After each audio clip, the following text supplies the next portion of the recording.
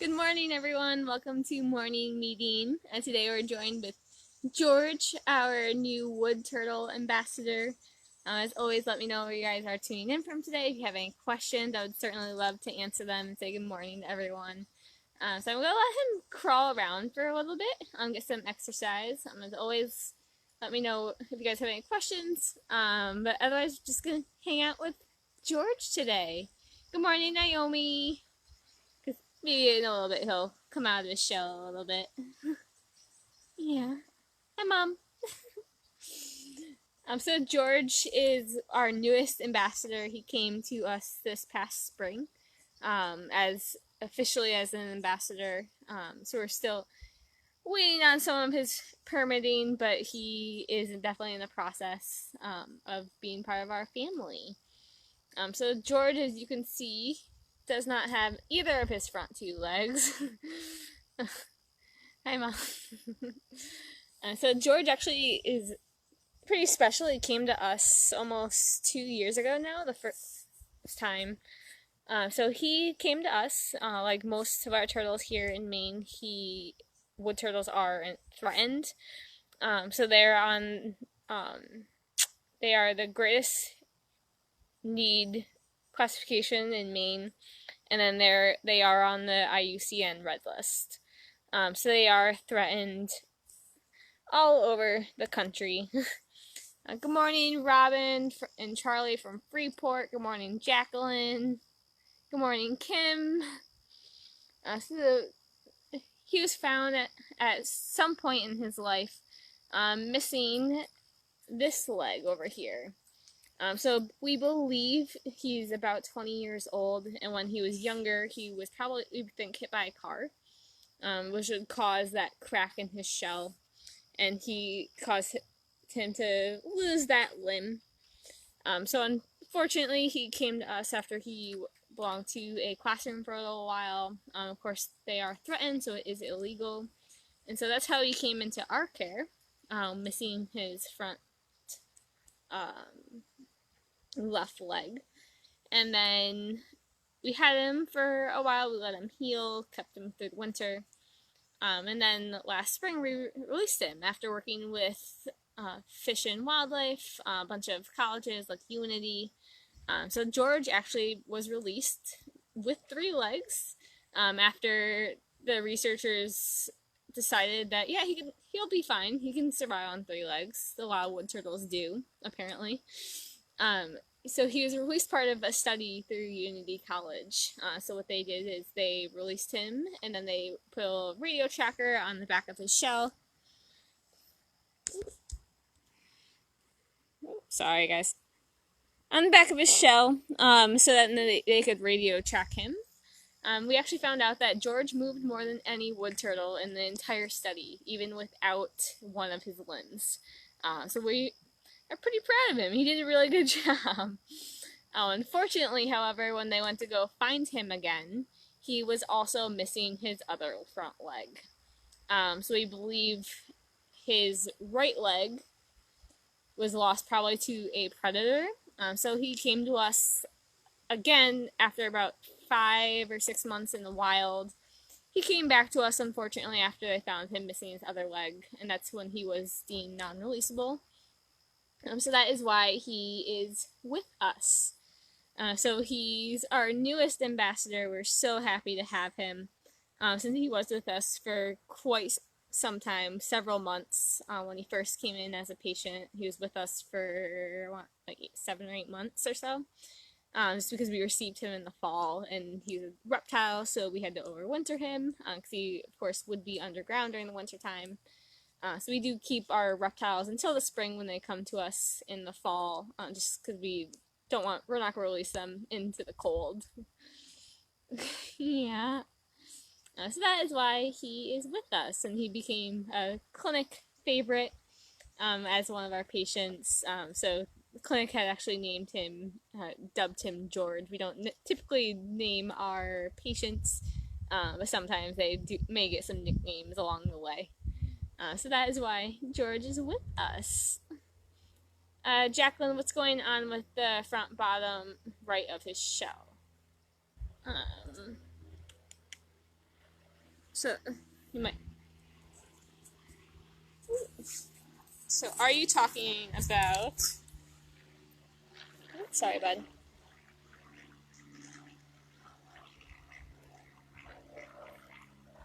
So we're talking about right there is just some scarring that he has. That is the side where he got hit by a car. You can see the top of his shell. He still has that little notch right there. I know. But otherwise, then he has that little nook on the bottom of his shell as well. Charlie, can he walk? Yes, I was actually just about to put him down. So he, even though he is missing his front two legs, is very, very active. He's bye, George. You would never know that he is missing his front two legs. So he moves around great, but we do have to be careful because of his little nubs. Sometimes he'll, just like us, he'll get calluses and stuff on them. So we do have to be careful, but we do like to give him PT. He moves around and really, really well, actually. Like I mentioned, as part of the study, he moved more than any wood turtle in the entire study, even missing a leg. So he's very, very active. He loves to move around. Right? Oh, other way. So we think George is about 20. We believe he was actually a pretty productive member of the wild and population. So George is he is obviously an adult, so he is pretty large.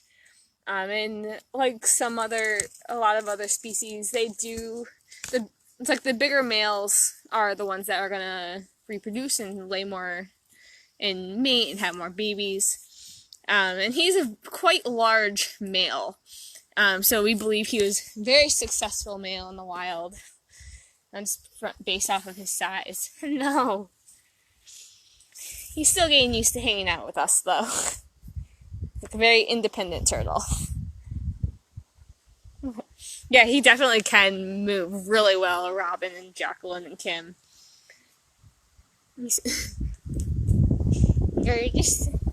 But we do take him on walks. We do want him to get PT and make sure he stays nice and healthy. Bye! Hello, Emily, one of our wonderful new interns. Bye, George. Yeah, he certainly is a cutie. So these guys do have the orange on their skin. Sorry, I'm gonna move you again. Oh, I know. He's not very happy about when we move him. So he is very, very handsome. He has all that orange on him. On his skin. Right? You're just so cute. Very, very cute. So active. I got places to be, humans.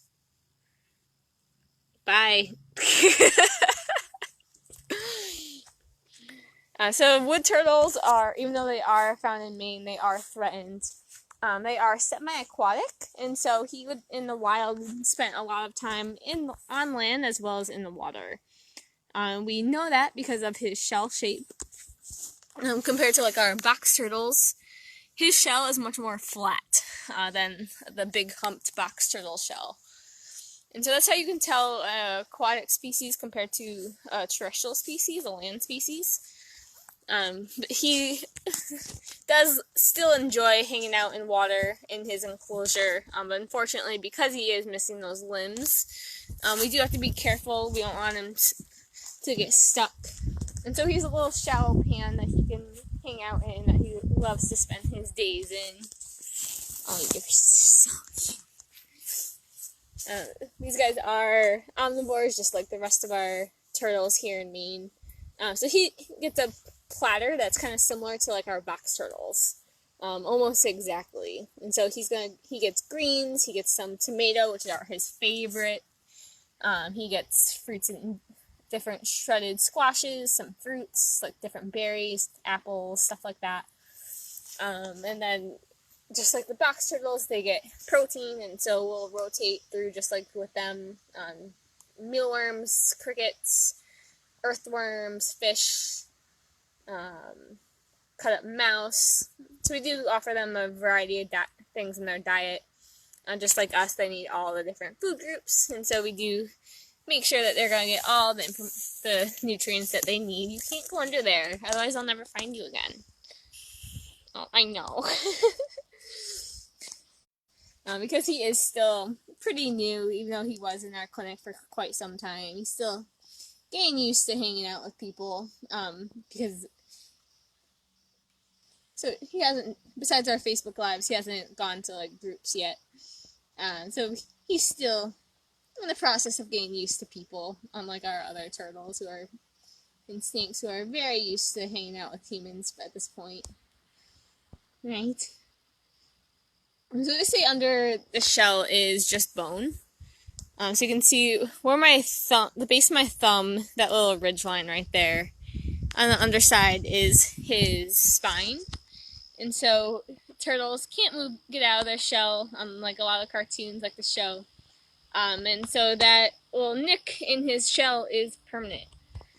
So under all those little puzzle pieces are called scoots, and his, like the box turtles, are really cool because you can see all the little tree rings.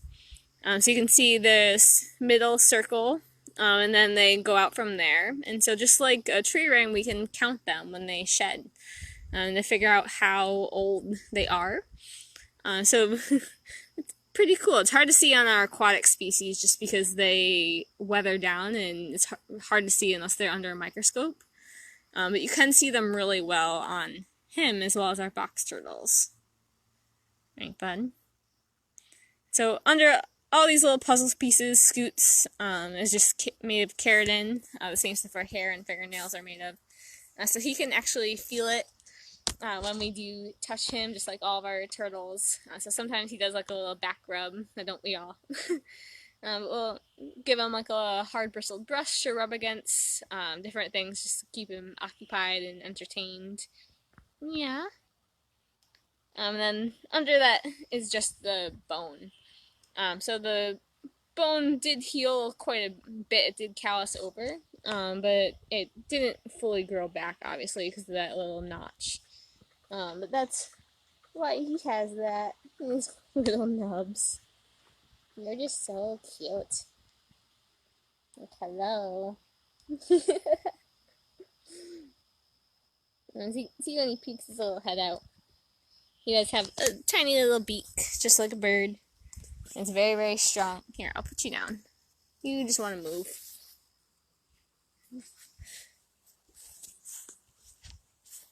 I know, George. Where you going?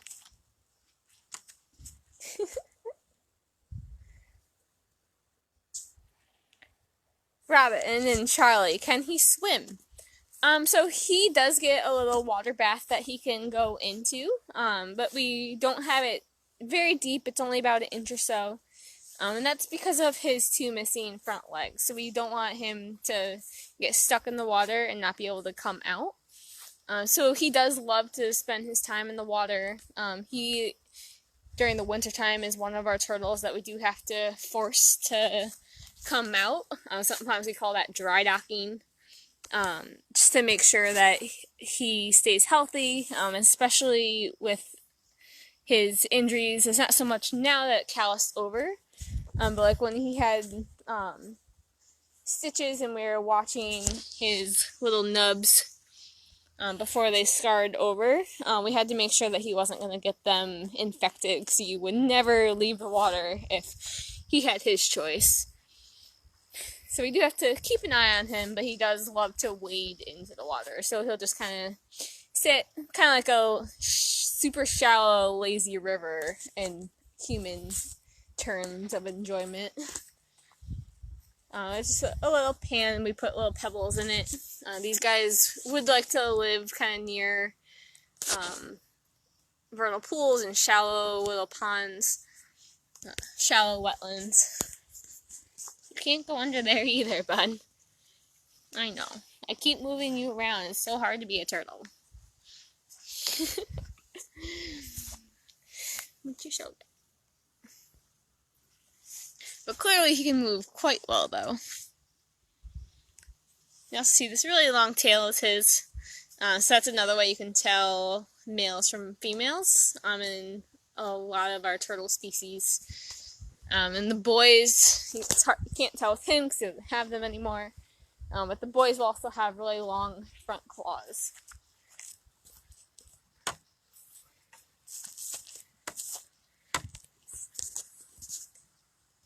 Move, buddy, move! George, where are you going? Yeah, I got places to go. Oh, George. Yeah, so we're really, really glad to have him in as a new part of our ambassador family. He does spend a bit more time outside. I prefer to be outside more than some of our other turtles, who would be happy and content hanging out with us, but because he was in the wild for so long, he does get sometimes a little extra special treatment. Where the other turtles, maybe when it's going to be rainy, or if it's going to be a little on the cooler side, like today, we may take them out on a walk, but not necessarily leave them out if it's going to rain. But George would very happily rather be outside with the elements. Look at that face. Don't bite me. Bye, George. These guys are pretty cool because of their size. They are one of our larger species of turtle here. I know, we're gonna give you a break for a second. So what they'll actually do, because of their weight, they'll take their limbs and they'll stomp them on the ground when it's raining. So what they're trying to do when they do that is they're trying to get the worms to come up out of the ground. So they'll stomp their feet, the worms will come up, and then you get a meal out of it. Which we just learned. So it's pretty cool. You're just so handsome.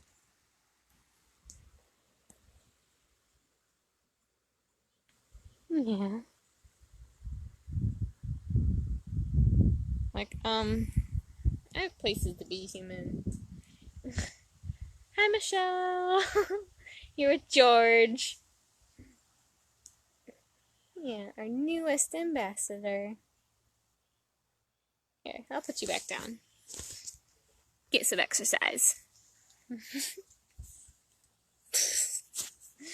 As you can see, even though he's missing his front two libs, it definitely does not stop him.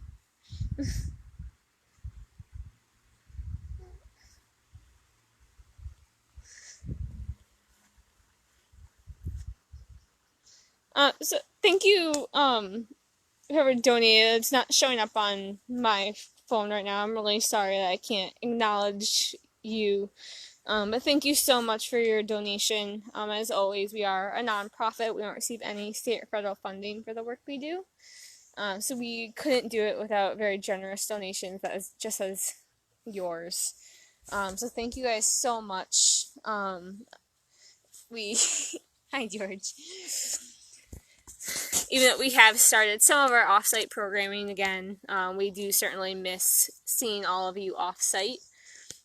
We don't receive any state or federal funding, so we are grant and donation funded, as well as our program fees. So we couldn't do it without the support of our community.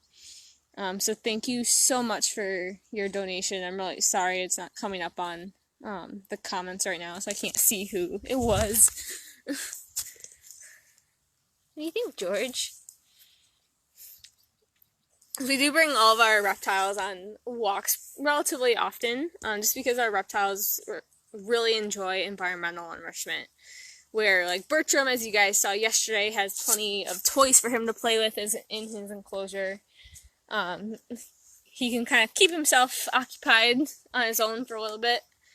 Our reptiles really enjoy new plants and new surroundings to explore.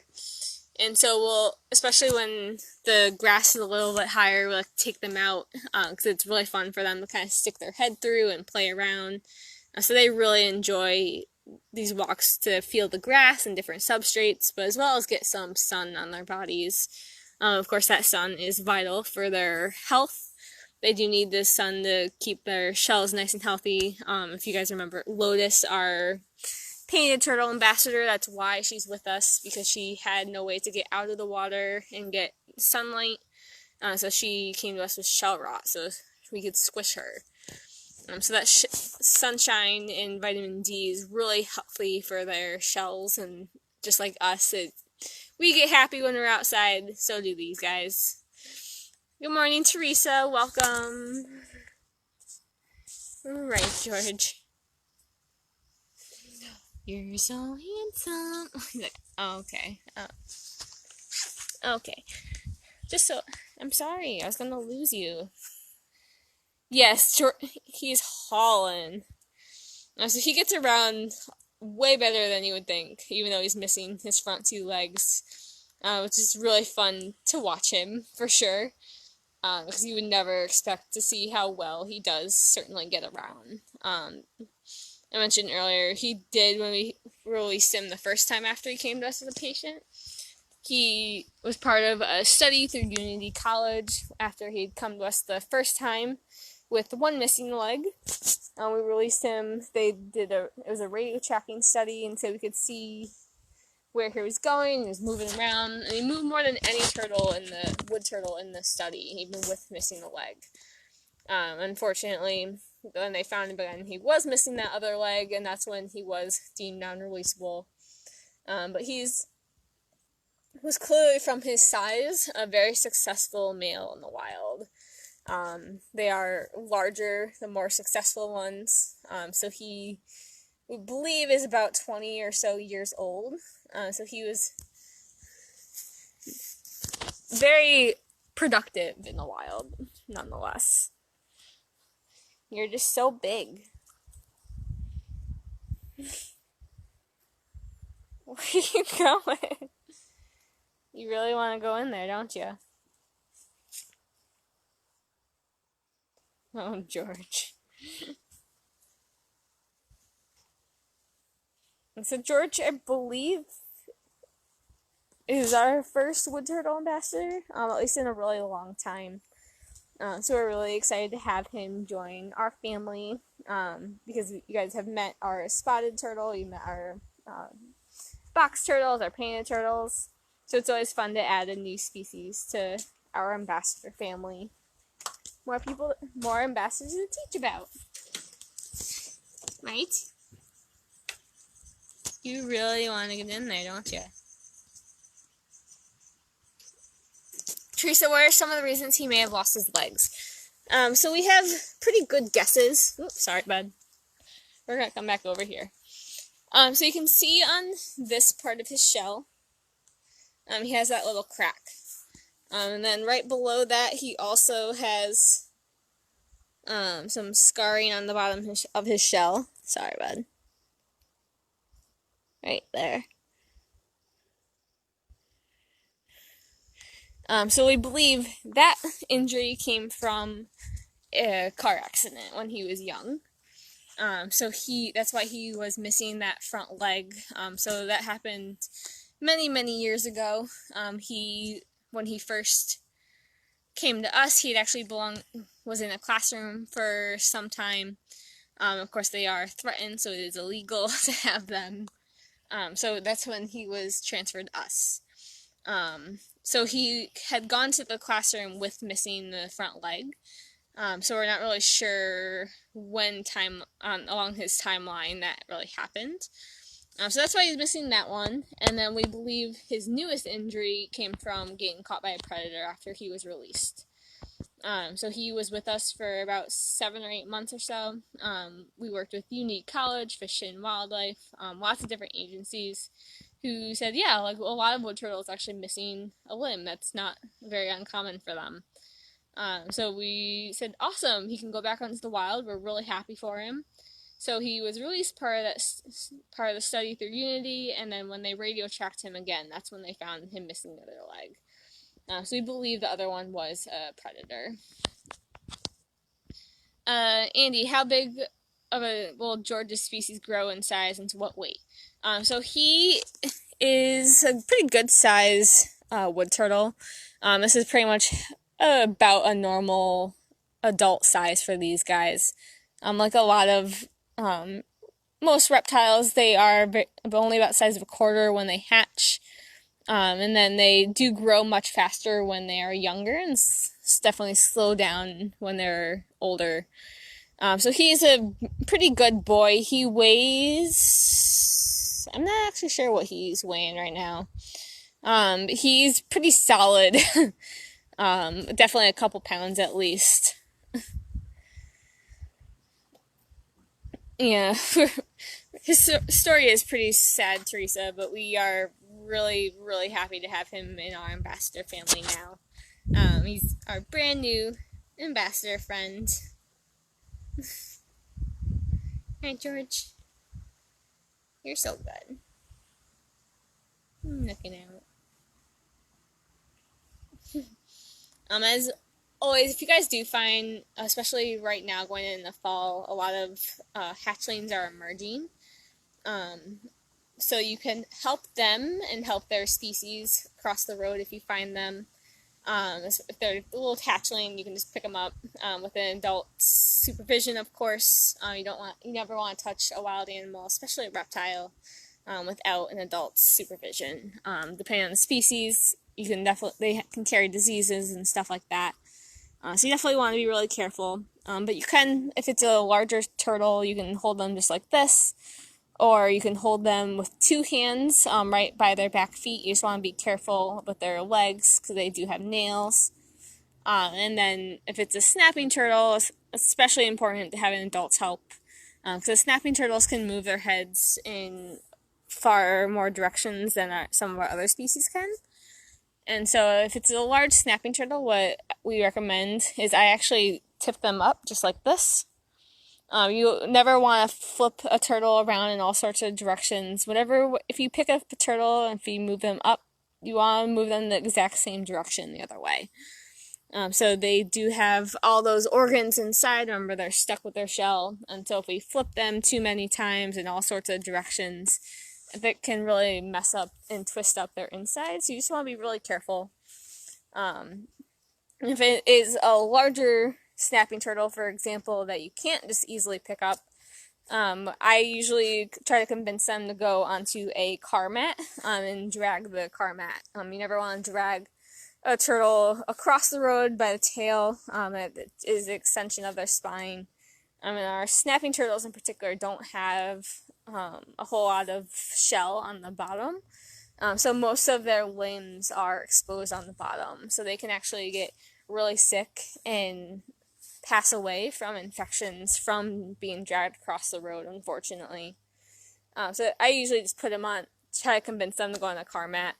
Or you can use a towel or a shovel to help pick them up. You just want to be really, really careful with them.